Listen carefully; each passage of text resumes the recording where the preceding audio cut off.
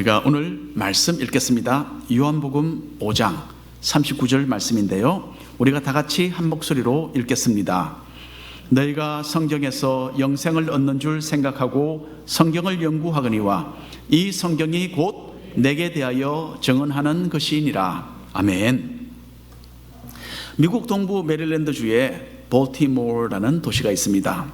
이전에 이 도시 신문에 실렸던 내용을 오늘 여러분들에게 하나 소개합니다. 어느 날 60대에 접어드는 남자들 150명이 야외에 큼직한 행사를 열었어요. 자기들이 대학을 다닐 때에 여자 선생님이었던 볼스비 여사의 80세 생일을 축하하기 위한 행사였습니다. 이 남자들은 미국 전역에서 비행기를 타고 다 모여들었고요. 그 가운데는 주지사와 부지지사를 지낸 사람들도 있었고, 법관, 의사, 사업가, 그리고 유명한 음악인들이 그 가운데 포함이 되어 있었습니다. 볼스비라는 이 여자 선생님은 가난한 고아로 태어나서 자라다가 우연히 동네 이웃으로부터 피아노 레슨을 받게 됩니다. 볼스비는 음악에 참 뛰어난 재능이 있어서 어린 나이부터 교회에서 오르간 연주자가 됩니다. 그리고 고등학교 시절에는 어느 유명한 음악인이 학교를 방문했는데 아이들이 그 음악인에게 이야기를 합니다. 볼스비가 피아노를 잘 칩니다. 그 말을 듣자 음악인은 볼스비에게 그러면 어떤 곡을 하나 연주해 보라고 부탁을 했습니다. 볼스비는 그 어떤 내가 노래를 하겠는데 어떤 키로 내가 하면 좋겠습니까? 아무 키나 하라. 아무 키나 할 수 있다. 그래서 자유자재로 피아노를 다루는 것을 보고서 이 음악인은 볼스비에게 질문을 합니다. 너는 장차 무엇이 되고 싶으냐? 어떤 사람이 되고 싶으냐? 그랬더니 볼스비는 나는 여자니까, 옛날 이야기예요. 나는 여자니까 어느 회사의 비서가 되고 싶다라고 이야기를 했어요. 그랬더니 이 음악인은 천만의 말씀. 너는 절대로 그렇게 할 수 없다. 너는 앞으로 위대한 음악가가 될 것이다. 그렇게 말을 해주었다고 합니다. 그리고는 이 사람은 장학금을 마련해서 볼스비가 음악대학을 가도록 그렇게 해주었습니다. 그 후에 볼스비 여사는 고등학교와 남자대학교에서 약 한 40년을 가르치게 됩니다. 교사로서. 그 기간 동안에 약 2만 명이 넘는 학생들이 볼스비 여사의 가르침을 받았다고 합니다. 볼스비는 학생들을 우리 아이들이라고 부르면서 그들에게 그렇게 많은 사랑을 쏟았다고 합니다. 볼스비는 피아니스트였지만 또한 참 탁월한 성악가였습니다. 성악가로서도 전혀 손색이 없는 사람이었어요. 그래서 성공적인 성악가로서의 그 활동도 할 수 있었지만은 볼스비는 교사로서 학생들과 함께하는 것을 오히려 선택을 하게 됩니다. 학교 수업이 다 끝난 후에도 저녁이 되도록 학생들을 데리고 개인 레슨을 해주었습니다. 그 결과로 여러 학생들이 나중에 성악가로서 유명한 오페라단에서 활약을 할 수 있게 되었다고 합니다. 이 볼스비 여사의 사랑과 열정으로 많은 학생들이 사회에 진출해서 성공하게 되었어요. 볼스비가 자기들에게 쏟아주었던 그 관심에 감사해서 학생들은 이따금씩 선생님을 찾아가서 감사의 뜻을 개인적으로 전하고는 했습니다. 그러다가 볼스비 여사의 80세 생일을 맞이해서 150명이 전국에서 모여서 함께 깜짝 파티를 열었던 거예요. 다 남자들이었습니다. 왜냐하면 그때 가르쳤던 학교가 남자 대학교였습니다. 자, 이 생일 파티에서 학생들은 한 가지 또 중요한 결정을 내립니다. 10년 후에 우리가 다시 모이자. 그래서 10년 후 볼스비가 90살 되던 날에는 큰 음악 공연이 이루어졌습니다. 아직도 건강했던 볼스비 여사는 지휘를 맡았고 학생들은 악기를 연주하고 합창을 했습니다. 이때의 학생들은 대부분 70대 노인들이었어요. 아시겠죠? 볼스비 여사는 90세, 그리고 학생들은 대부분 70대였습니다. 자, 그 후에 또 10년이 지났습니다. 이제 볼스비는 100세 생일을 맞이하게 되었는데 학생들은 또다시 모여들었습니다. 이전처럼 많은 숫자는 아니었어요. 이제는 학생들도 다 70, 80대 노인들입니다. 다수가 세상을 떠나게 되었어요. 그래서 이전처럼 많지는 않았지만은 그래도 학생들은 모여서 볼스비 앞에서 함께 노래를 부르며 자기들의 사랑과 감사를 그렇게 표현을 했습니다. 그 후에 약 한두 달 후에 볼스비 여사는 세상을 떠나서 하나님 품에 안겼어요. 학생들은 다시 한번 모여서 마지막으로 장례식에서 합창을 했습니다. 볼스비에서 받은 사랑의 빚을 학생들은 마지막까지 잊기를 원하지 않았던 겁니다. 볼스비는 이 학생들에게 그만큼 위대한 은인이었기 때문이에요. 볼스비 여사가 어떤 인물이었는지는 학생들이 어떻게 성공적으로 인생을 살았는가를 보면 저절로 드러납니다. 또 학생들의 서성을 위해서 무슨 일을 했는지를 우리가 보면서 볼스비가 그들의 삶에 어떤 역할을 했는지를 잘 알 수 있습니다. 그리고 학생들의 입을 통해서 흘러나온 스승에 대한 감사와 사랑은 볼스비 여사가 누구였는지를 있는 그대로 정언해 주었던 것입니다. 요한복음을 쓴 사도 요한은 예수님은 누구신가? 라는 이 부분에 참으로 중대하게 초점을 맞추었습니다. 그리고 예수님 스스로 자신에 대해서 어떻게 스스로를 설명하셨는가, 이것을 아주 상세하게 요한복음에 기록을 했습니다. 예수님의 신분에 대하여 정언해 주었던 성경의 내용들을 우리가 오늘 살펴보면서 주님께 대한 더 깊은 이해와 신앙으로 나아가게 되기를 간절히 바랍니다. 먼저 세례 요한의 정언이 있었습니다. 요한복음 5장에서 예수님께서는 유대교 지도자들과 부딪히셨죠. 주님은 안식일에 병자를 고치신 후 아버지께서 지금까지 일하시기 때문에 나도 일을 한다라고 말씀하셨습니다. 종교 지도자들에게는 안식일에 대한 자기들의 전통을 깨뜨리신 것보다 예수님께서 하나님을 아버지라고 부르신 것이 더 문제가 되었습니다. 유대인들은 자신이 하나님의 아들이라는 이 주장은 곧 예수님께서 하나님 아버지와 동등하다라는 의미 외에는 달리 해석될 수 없었기 때문입니다. 따라서 유대인들은 예수님이 신성모독을 한다라고 판단을 내리고 주님을 죽이려고 마음의 계획을 세우게 됩니다. 하지만 주님은 자신은 하나님의 아들로서 하나님이 하시는 일을 다 한다라고 설명하셨어요.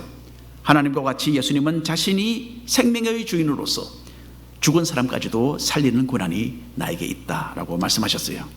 그리고 장차 죽은 자를 심판하시는 그 하나님의 권한이 바로 나에게 있어서 어떤 사람은 영혼의 생명의 부활로 그리고 어떤 사람은 영원한 심판의 부활로 떨어지게 될 것이다 라고 가르치게 되십니다. 유대인들은 예수님의 주장을 받아들일 수가 없었습니다.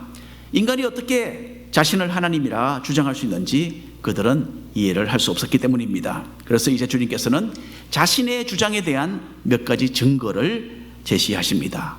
먼저 주님은 세례 요한의 증언을 한 가지 예로 드셨어요. 요한복음 5장 33절 말씀 우리가 한 목소리로 읽겠습니다. 너희가 요한에게 사람을 보내매 요한이 진리에 대하여 증언하였느니라. 자, 그 당시에 세례 요한은 이스라엘 백성 가운데 참으로 막대한 영향력을 발휘하고 있었습니다. 구약 성경의 마지막에 사역했던 말라기 선지자가 하나님의 말씀을 선포한 후 약 400년 동안 선지자의 목소리가 이스라엘 땅에는 들리지 않았습니다. 이런 침묵을 깨고 등장했던 인물이 바로 세례 요한입니다. 이스라엘 백성들은 세례 요한이 선지자인 것을 제대로 인식했습니다. 그 내용을 읽어볼까요? 요한복음 1장 6절 이하의 말씀입니다. 제가 읽겠습니다. 하나님께로부터 보내심을 받은 사람이 있으니 그의 이름은 요한이라. 그가 증언하러 왔으니 곧 빛에 대하여 증언하고 모든 사람이 자기로 말미암아 믿게 하려 함이라. 하나님의 선지자로서 세례 요한은 예수님에 대한 증언을 사람들에게 들려주기 위해서 온 겁니다. 세례 요한은 특별한 하나님의 사명을 받고 그러니까 이 땅에 태어난 사람이죠. 세례 요한은 무엇보다도 빛으로 이 세상에 오신 예수님에 대해서 증언하는 사람이었어요. 그래서 자신의 증언을 듣고 사람들이 예수님을 믿고 따르게 되도록 복음의 선구자적인 역할을 감당했던 것입니다. 이스라엘 백성의 대다수가 하나님의 선지자로 인정하고 있었던 세례 요한은 그 후에 예수님을 세상죄를 지고 가는 하나님의 어린 양이다 라고 사람들 앞에 소개하게 됩니다. 이것은 예수님께서 장차 인간의 죄를 사하기 위해서 희생제물이 되어서 십자가에 달려 돌아가실 것을 미리 내다보는 선지자적인 통찰력에서 나온 발언입니다. 예수님께서 죄의 해결자가 되신다라는 그 세례 요한의 증언은 이미 예수님께서 인간 이상의 존재이시라는 점을 분명하게 했던 것입니다. 예수님의 강요에 따라서 세례 요한은 예수님께 세례를 베풀게 됩니다. 그리고 세례 요한은 그 상황 가운데 일어난 모든 일을 사람들에게 선포했습니다. 그 내용 읽어보겠습니다. 한 절씩 나누어서 요한복음 1장 32절 이하입니다. 요한이 또 증언하여 이르되 내가 보매 성령이 비둘기같이 하늘로부터 내려와서 그의 위에 머물렀더라. 못하였으나 나를 보내어 물로 세례를 베풀라 하신 그이가 나에게 말씀하시되 성령이 내려서 누구 위에든지 머무는 것을 보거든 그가 곧 성령으로 세례를 베푸는 이인 줄 알라 하시. 함께 읽겠습니다. 내가 보고 그가 하나님의 아들이심을 증언하였노라 하니라. 세례 요한의 말입니다. 내가 보고 그가 하나님의 아들이심을 증언하였노라. 세례 요한은 하나님의 성령께서 예수님과 함께 하시는 것을 영적인 눈으로 볼 수 있었습니다. 그리고 자신은 물로 세례를 베풀지만은 예수님은 성령으로 사람들에게 세례를 베풀어서 충만하신 하나님의 은혜 가운데로 인도하실 분임을 알게 되었던 것입니다. 그리고 세례 요한은 참 중요합니다. 예수님께서 바로 하나님의 아들이시라고 서슴없이 증언했던 것입니다. 요한복음 5장 34절 이하의 말씀입니다. 그러나 나는 사람에게서 증언을 취하지 아니하노라. 다만 이 말을 하는 것은 너희로 구원을 받게 하려 함이니라. 요한은 켜서 비추이는 등불이라. 너희가 한때 그 빛에 즐거이 있기를 원하였다라고 주님이 말씀하십니다. 세례 요한은 요즘 같으면 빌리 그램 목사님보다도 더 존경을 받는 그런 인물이었어요. 이런 위대한 사람이 하는 말은 당연히 신빙성이 있겠죠. 하지만 그래도 아무래도 인간의 말일 수밖에 없습니다. 그에 비해서 예수님은 하나님이시기 때문에 인간의 증언을 의지하실 필요가 전혀 없으셨어요. 다만 사람들에게 구원의 길을 보여주기 위해서 그들이 존경하며 따랐던 세례 요한이 했던 말을 상기시켜 주었던 것입니다. 예수님께서는 세례 요한을 어둠을 밝히는 등불에 비유하고 계십니다. 그 당시 사람들은 손에 들고 다니는 작은 등불을 사용을 했다고 합니다. 이 등불은 그리 강력한 빛을 발산하지는 못했습니다. 우리가 간혹 사용하는 촛불 있잖아요. 그 촛불 하나의 밝기 정도였다고 합니다. 하지만 칠흑 같은 어둠 속에서는 이런 작은 등불도 큰 도움이 되는 것입니다. 그래서 예수님께서는 이스라엘 백성들이 한동안 세례 요한이 빛을 발하고 있었는데 그 빛을 즐겼다라고 말씀하셨어요. 이때의 세례 요한은 아마 감옥에 갇혀서 더 이상 활발하게 사역을 하지 못했던 때였던 것 같습니다. 그래서 한동안 너희들이 그렇게 그 아래에 즐겼다라고 하죠. 하지만 사람들의 인식 속에서 세례 요한은 여전히 위대한 선지자로 남아 있었습니다. 세례 요한이 작은 등불의 역할을 했을 때에 사람들은 요한을 신뢰하고 그의 가르침을 따랐습니다. 결국 예수님의 말씀의 뜻은 이런 거죠. 너희가 요한을 선지자로 알고 존경하지 않았느냐? 그런데 바로 세례 요한이 나를 하나님의 아들이라고 증언을 했다. 그러면 세례 요한이 선지자로서 나에 대해서 했던 이 말 너희들은 받아들여야 마땅하지 않느냐라는 그런 의미였습니다. 세례 요한은 주님을 증거하기 위해서 작은 등불로서 자신의 삶을 활활 태워서 하나님께 드렸습니다. 이런 불타는 신앙이 우리에게는 왜 없는지 이것에 대해서 우리는 좀 슬퍼할 줄도 알아야 될 것 같습니다. 저는 이번에 노예를 참석하기 위해서 샌프란시스코 지역을 다녀왔습니다. 언제나 비행기를 타면요 항상 느끼는 부담이 하나 있어요. 저에게는 옆에 앉은 사람이 누구인지 모르지만은 그 사람에게 예수님을 소개시켜 줘야 된다라는 이런 전도의 부담입니다. 여러분 어떤 분들은 전도를 참 잘하세요. 그냥 저절로 막 전도를 하시는 분들이 계시더라고요. 근데 보통 저를 포함해서 여러분들도 아마 대부분 그럴 겁니다. 전도가 그냥 쉽게 그냥 그렇게 되지 않는다라는 것. 그래서 저는 비행기를 타면 뭐 할 수 없이 어쨌든 몇 시간 동안 어느 분과 함께 제가 옆에 앉아서 타고 가야 되잖아요. 그럼 마음의 준비를 갖춥니다. 어떤 말로 누가 과연 내 옆에 앉을까? 어떤 말로 그 사람에게 말을 붙일까? 어떻게 예수님을 소개할 수 있을까? 힘들지만 또 저에게 부담이 되지만 그러나 그렇게 하려고 노력을 합니다. 샌프란시스코 가는 길에 옆자리에 앉은 분은 대여섯 달 정도 임신 중이었던 어느 젊은 중국 여자분이었어요. 그분에게 말을 좀 붙여봤더니 영어를 꽤 합니다. 자신은 이전에 학생으로서 오아우 섬 북쪽에 살았대요. 근데 지금은 미국인 남편과 함께 본토에서 살고 있다라고 했습니다.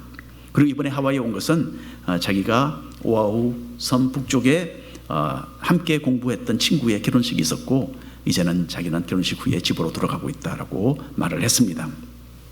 오아우 선북 쪽이면 몰몬교 대학교이구나라고 제가 생각을 했어요. 그런데 이야기를 해보니까 사실이었어요. 몰몬교 여자분이었습니다. 신앙에 대해서 제가 잠시 좀 말을 꺼냈어요. 그랬더니 자기는 중국에서 여러 종교를 미리 다 고려를 해봤대요. 그리고 결국 몰몬교를 선택했다라고 조금 단호하게 저에게 말을 하더군요. 그 말을 듣고 그래도 나는 목사니까 혹시 그래도 좀 궁금한 점이 평소에 있었다면 나에게 이야기하라. 우리 이야기 좀 하자. 그렇게 하고 제가 그냥 좀 발뺌을 할 수밖에 없었어요. 자, 하와이에 돌아오는 비행기에서는 스웨덴에서 온 어느 젊은 남자가 저희 옆에 앉았습니다. 그 영어를 아주 잘합니다. 스웨덴 약간 외국 억양은 있는데 그 말을 붙여보았더니 시애틀에서 IT 산업에 종사하는 사람이었습니다. 저도 이전에 그 근방에 살았던 적이 있다라고 제가 말을 해주었어요. 그리고는 어쨌든 대화를 신앙적인 방향으로 이끌기 위해서 제가 항상 사용하는 방법이 하나 있어요. 나는 목사고 우리 교회는 마노아에 있다. 그러니까 한번 방문하면 대환영이다. 그렇게 제가 그분에게 말씀을 드렸습니다. 그래서 속으로는 그래도 혹시나 오지 않으실까? 그래서 여기 보니까 노랑머리가 한두 분 계신데 외국인은 아니신 것 같고 우리 교인들이신 것 같으네요. 그래서 교회에 아직 오지는 않으셨네요. 한 3주 정도 있을 거라고 그랬는데 하와이에 또 다음 주까지 혹시 또 모르겠습니다. 제가 저의 자신에 대해서 딱 이렇게 펼쳐서 보여주니까 자기도 옛날에 교회를 다녔대요. 어릴 때 교회 성가에 대해서 노래를 불렀답니다. 하지만 성장하면서 교회를 멀리하고 하나님 대신에 과학을 나는 받아들였다 라고 그렇게 이야기를 하더라고요.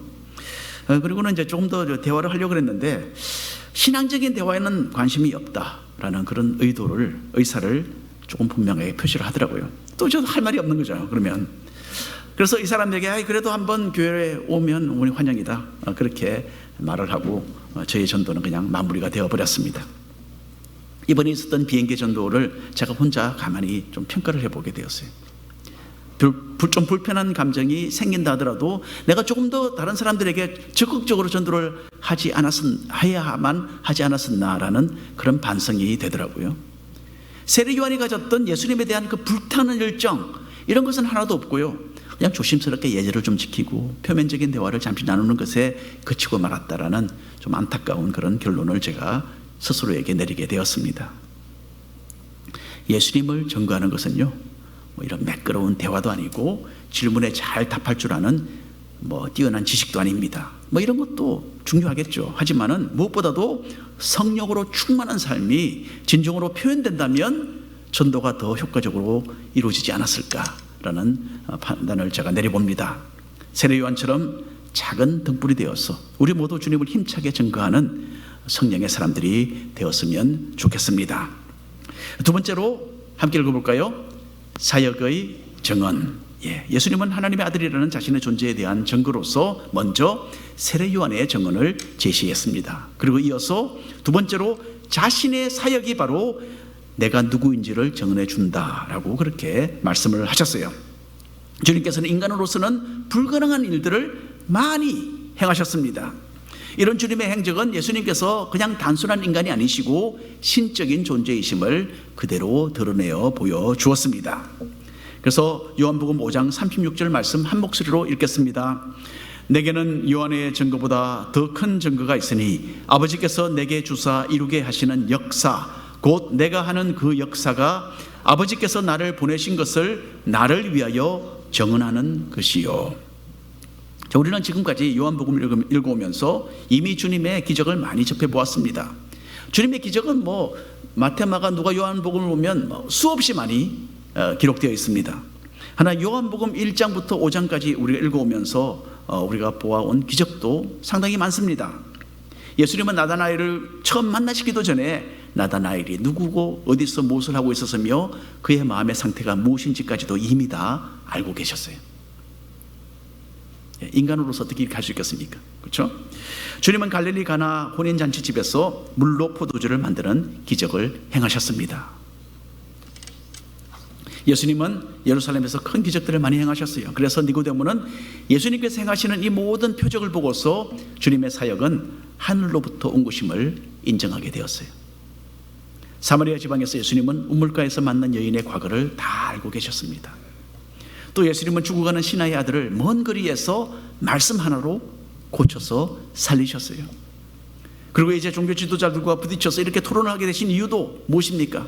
바로 어쩌면 몇 시간 전에 주님께서 이루신 기적 때문에 그렇죠. 예수님께서는 베데스다 목가에서 38년 동안 일어나지 못하고 있던 병자를 말씀으로 낫게 하셨습니다. 여러분, 이 모든 기적은 예수님이 그냥 인간이 아니라 하나님의 아들이심을 잘 증명해 주었던 것입니다. 그런데 참 놀랍게도 종교 지도자들은 인간으로서는 도무지 불가능한 일을 주님이 하셨는데도 예수님에 대한 마음을 굳게 닫아두고 있었습니다.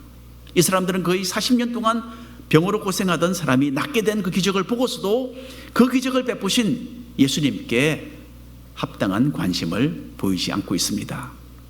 이 사람들은 왜 그렇습니까? 진실과는 별로 상관이 없는 사람들이기 때문입니다. 자기들의 종교적인 주장을 내세우기 바빴던 것은 하나님께 인정받기보다는 인간의 영광을 더 추구했기 때문이다라고 주님이 폭로하고 계십니다. 읽어볼까요? 요한복음 5장 43절 44절 말씀 나누어서 읽겠습니다. 나는 내 아버지의 이름으로 왔음에 너희가 영접하지 아니하나 만일 다른 사람이 자기 이름으로 오면 영접하리라. 너희가 서로 영광을 취하고 유일하신 하나님께로부터 오는 영광은 구하지 아니하니 어찌 나를 믿을 수 있느냐. 너희들은 서로 영광을 취한다. 그리고 하나님께로부터 오는 영광은 너희들이 원하지 않는다. 그러니까 너희는 당연히 나를 믿지도 못한다라고 주님이 여기서 말씀을 하십니다. 한 100년 전에 에드몬도 자킨이라는 사람이 있었습니다. 이 사람은 서커스단에서 처음으로 인간 포탄으로 활약하기 시작했던 사람입니다. 인간 포탄이 뭔지 아시죠? 대포 속에 들어가서 대포알처럼 발사되어서 날아가는 그 묘기를 사람들에게 보여주었던 사람입니다. 100년 전에 사람들은 구름대같이 모여들었다고 합니다. 그래서 키니가 인간 포탄이 되어서 공중을 날아가는 것을 그렇게 구경하고 그렇게 좋아했습니다. 대포가 보통 물건이 아니잖아요. 대포가 펑 터지면 그 얼마나 그 위력이 큽니까? 암적이 대단하겠죠, 그렇죠? 그것 때문에 자키니는 대포 속에서 나오면서 5번이나 다리뼈가 부러졌다고 합니다. 그런데도 자키니는 그 일을 했습니다. 왜 그렇습니까? 수백 명, 수천 명의 관중으로부터 환성과 박수갈채를 받았고 사람들의 인기를 독차지할 수 있었기 때문에 그 일을 했던 것입니다. 예수님 시대의 유대교 지도자들은 사람들로부터 받는 영광에 도취되어 있었습니다. 이 사람들은 자기 자신들을 하나님의 인정을 받는 특별한 종교인들이고 또한 의로운 사람들이라고 스스로를 내세웠습니다. 백성들은 이런 종교 지도자들을 높은 존재로 우러러보았고 갖가지 찬사를 그들을 향해서 아끼지 않았던 것입니다. 주님께서는 인간의 영광을 구하는 가운데서 하나님으로부터 오는 영광은 놓쳐버리는 종교 지도자들의 어리석음을 여기서 지적하고 계십니다. 여러분, 이와 같이 우리도 세상의 기쁨과 만족을 따라가는 가운데서 내가 세상에서 가지고 있는 지위나 어떤 무엇을 위해 내세우다가 하나님께서 주시는 영적인 복을 차버리는 그런 오류를 우리는 범하게 됩니다. 세상은 우리에게 잠시 만족을 주고 기쁨을 약속하는 여러 가지 요소로서 우리를 유혹합니다. 주님께서 말씀하셨죠. 멸망의 길은 넓어서 많은 사람이 그 길을 선택한다고 하셨습니다. 반면에 생명의 길은 힘들고 험하고 그 생명의 문은 좁아서 불과 소수의 사람만이 그 삶의 방향을 택한다라고 주님이 말씀하셨습니다. 여러분, 예수님을 인생의 주인으로 모시고 길이요 진리요 생명이신 주님 중심으로 살아가시기를 바랍니다. 세 번째로 성경의 증언이 있습니다. 세례 요한의 증언, 또 예수님의 사역의 증언에 이어서 주님께서는 성경의 증언에 대하여 언급하십니다. 유대인들은 성경에 기록된 하나님의 말씀을 거의 숭배하다시피 했습니다. 성경을 읽고 또 읽고 연구하고 공부하고 또 그 중에 많은 부분을 머릿속에 암기하기까지 했습니다. 성경 말씀에 있는 하나님의 법도에 어긋나지 않도록 하기 위해서 많은 노력을 기울이기도 했습니다. 이런 종교 지도자들이 하나님이 보내신 그리스도를 참 저버리고 마는 이런 아이러니한 상황을 주님은 여기서 폭로하고 계십니다. 39절, 요한복음 5장 39절 이하의 말씀 나누어서 읽겠습니다. 너희가 성경에서 영생을 얻는 줄 생각하고 성경을 연구하거니와 이 성경이 곧 내게 대하여 증언하는 것이니라. 그러나 너희가 내게 오기를 원하지 아니하노라. 함께 읽겠습니다. 다만 하나님을 사랑하는 것이 너희 속에 없음을 알았노라. 유대교 지도자들은 성경 말씀을 따라 율법을 문자 그대로 지킨다고 해서 자기 스스로를 의롭다고 여겼습니다. 그러니까 세례 요한이 와서 모두 회개하고 죄에서 돌이키라 라고 외쳤을 때에 자기들은 죄인에 속하지 않는다라고 생각을 했던 것입니다. 자신들의 의로움을 내세우는 것과 백성들로부터 받는 찬사에 너무나 익숙했기 때문에 자기들은 예수님 앞에 무릎을 꿇고 구원을 받아야 할 죄인이라는 점을 도무지 인정할 수 없었던 것입니다. 표면적으로 성경의 가르침을 따르고 외형적인 율법 준수를 자랑했던 그 당시 사람들에게 예수님께서는 성경 말씀의 정언에 귀를 기울이라고 말씀하십니다. 구약 성경에는 예수님에 관한 예언의 말씀이 자그마치 300가지가 넘게 기록이 되어 있습니다. 그 중에 한 가지 예를 들어서 우리가 함께 읽어보겠습니다. 이사야 53장 5절 6절 말씀입니다. 함께 읽겠습니다. 그가 찔림은 우리의 허물 때문이요 그가 상함은 우리의 죄악 때문이라. 그가 징계를 받음으로 우리는 평화를 누리고 그가 채찍에 맞음으로 우리는 나음을 받았도다. 우리는 다 양 같아서 그릇 행하여 각기 제 길로 갔거늘 여호와께서는 우리 모두의 죄악을 그에게 담당시키셨도다. 교회를 다니는 사람이나 다니지 않는 사람이나 우리 같이 이방인들이나 아니면 유대인이나 이 구절을 읽어보면 제일 먼저 딱 떠오르는 이야기가 있습니다. 생각이 있습니다. 아, 예수님에 대한 이야기네. 예수님을 믿지 않는 유대인들도 많이 그렇게 생각합니다. 이걸 보면 어떻게 예수님에 대한 이야기가 구약 성경에 나와 있지? 하나님의 예언의 말씀이기 때문에 그렇습니다. 성경에는 수백 년 또 수천 년 전에 이미 예수님에 대한 이런 예언들이 수두룩하게 기록이 되어 있습니다. 한번 생각해 보십시오. 동방의 박사들이 헤롯 왕 앞에 섰을 때에 헤롯은 성경학자들에게 그리스도가 어디서 태어날 것인지에 대해서 질문을 하게 됩니다. 그때 학자들의 입에서는 정답이 그냥 술술 흘러나왔어요. 유대 땅 베들레헴에서 그리스도가 태어나실 것으로 성경에서 예언했습니다. 답이 그대로 나왔어요. 그런 예언의 말씀들이 많다는 거예요. 성경에는. 피터 스토너라는 분이 있었습니다. 이분은 박사였는데요, 파사데나 시티 칼레지의 수학 교수였고 또한 천문학 교수였습니다. 스토너 박사는 학생들과 함께 구약 성경에 명시된 예수님의 삶과 사역에 대한 예언이 그대로 이루어지는 것이 얼마나 정말 특별한 것인가 여기에 대해서 연구를 했다고 합니다. 예수님에 대한 중대한 예언 8가지가 우연히 어떤 사람에게 이루어질 수 있을까? 이것이 얼마나 까마득한 그런 확률인가, 이것을 계산을 했던 사람입니다. 8가지. 먼저 예수님이 베들레헴에서 탄생하셨고, 예수님 앞에는 선구자가 먼저 달려갔고, 바로 세례 요한이죠. 예루살렘 성의 왕으로 입성하셨고, 4번째로 나귀를 타셨고, 5번째로 가까운 친구에게 배신당하셨고, 6번째로 은 30에 팔리셨고, 7번째로는 무죄하셨지만은 재판에서 침묵을 지키셨고, 8번째로 십자가에 달리셨다. 이 8가지. 이 8가지 예언이 우연히 어떤 사람에게 다 이루어지는 확률이 무엇일까? 이것을 계산해 보았어요. 그 확률은 1대 10경이라고 합니다. 저는 여러분 경이라는 숫자가 있는지도 몰랐어요. 그런데 여러분 앞에 설교를 해야 되니까 제가 이 숫자가 뭔지 알아야 되잖아요.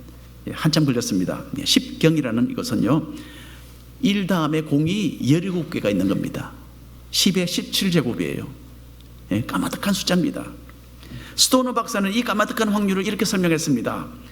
미국의 텍사스주 있잖아요. 얼마나 큽니까? 텍사스주 전체의 동전 쿼러를 2피터 정도 높이 쌓아 놓는 것이 10경의 숫자라고 합니다. 그런데 만일에 그 가운데 그 속에 특별하게 코를 하나 다른 색깔로 해서 깊숙이 파묻어 놓고 눈을 감고 어떤 사람이 하나 골라보라고 하면 그게 딱 손에 잡히는 그 확률이 바로 어떤 한 사람이 예수님의 8가지 이 예언을 다 이루는 그런 확률이라고 합니다.